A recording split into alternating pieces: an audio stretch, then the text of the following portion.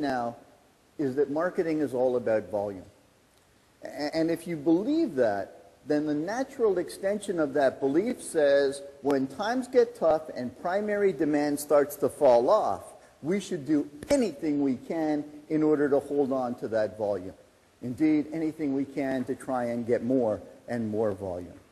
Let me show you why that is a myth and a fallacy.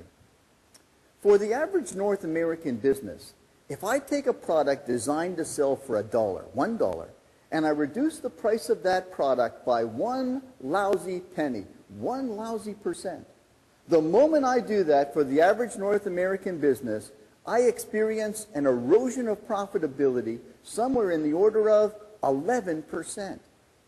Think about that for a moment. For the average North American business, every time I reduce my variable costs of operation by 1%, I only get a 7.8% lift in profitability. And if you do that math, what it tells you is this. Every time I reduce price by 1%, I need to reduce my costs by about 1.4% just to stay even with where I started. Every time I cut price by 1%, I need to sell about 3.4% more volume just to stay even with where I started. And if you consider that Canada is now, once we get away from the resource sector, largely a service economy. It is not as much a manufacturing economy as it used to be. And you think about the typical service business having somewhere between 65 and 75% of costs are under the notion of human resource management. When costs have to fall, people have to go.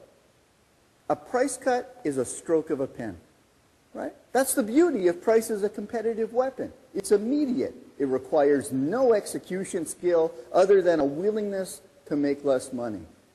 Prices fall, margins are constrained, we reduce cost, but if we reduce cost in the wrong way, we destroy quality, prices fall, we're back where we started. What do we do now? Well, we can't raise price, we've just destroyed our quality. So what do? We cut price again, and again, and again, and again. We call this, technically, incremental product degradation. On the street, we call this efficiently going bankrupt.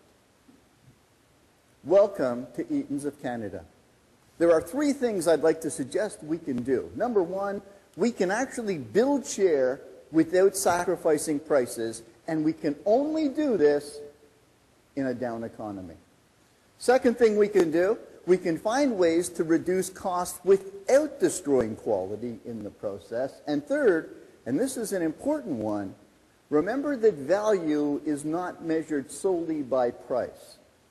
We can give better value in ways much different than simply cutting price and giving the same quality. We can maintain price and give better quality at the same time.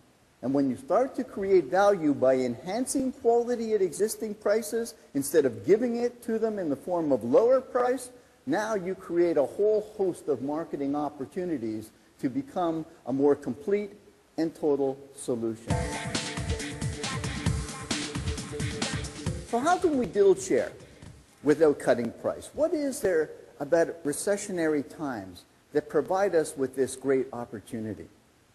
Well, there have been a number of studies on this, but the classic, the one everybody talks about, was in 1980 through 85. And those of you who can remember, the recession of 80 through 85 was a really nasty, nasty period of time.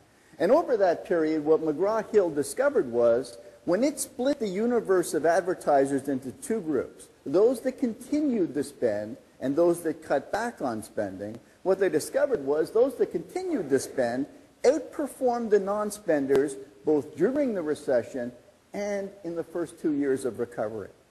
In fact, over the 5-year period, they grew their sales and profits to the tune of 275%. By contrast, those that cut back experienced a decline in profitability during the recession and a meager 19% gain by the end of the 5-year period. Despite this, every survey we've looked at over the last year has said the same thing. 30 to 40% of companies will be reducing marketing expenditures primarily for the purpose of financing what they see as the inevitable price cuts they're going to make. How backwards can we be? But here's the good news and the opportunity.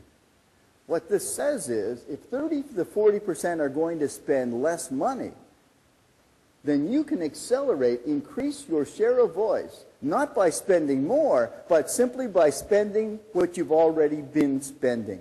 Continue to work your plan. Consider what happens if you don't advertise. Your share of voice falls, you lose consumers to more aggressive competitors. Your prices come under fire, cost reduction becomes essential to retain margins, your quality is threatened, and we see that incremental product degradation.